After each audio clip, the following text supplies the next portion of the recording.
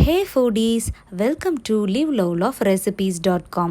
இன்றைக்கி நம்ம சேனலில் நம்ம பார்க்க போகிற ரெசிபி வீடியோ என்னன்னு பார்த்தீங்கன்னா இஞ்சி சட்னி. இந்த இஞ்சி சட்னியை எப்படி ஈஸியாக டேஸ்டியாக செய்கிறதுன்றதை நான் உங்களுக்கு சொல்லித்தரேன் வாங்க. இப்போது ஒரு கடாயை சூடு பண்ணி அதில் 2 டேபிள் ஸ்பூன்ஸ் ஆஃப் ஆயிலை சேர்த்துக்கோங்க. ஆயில் நல்லா சூடானதும் அதில் நம்ம நறுக்கி வச்சுருக்கிற பெரிய வெங்காயம் 2 போட்டு நல்லா வதக்கணும். இது கூடவே காரத்துக்கு தேவையான மிளகாய் ஆட் பண்ணணும்.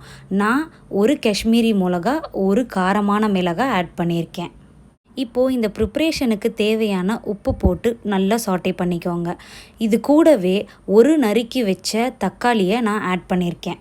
தக்காளி 1 நிமிஷம் வதங்கினதுக்கப்புறமா இந்த ப்ரிப்ரேஷனுக்கு தேவையான 3 இன்ச் உள்ள இஞ்சை பொடி பொடியாக நறுக்கி நான் வச்சுருக்கேன், அதையும் ஆட் பண்ணிக்கணும்.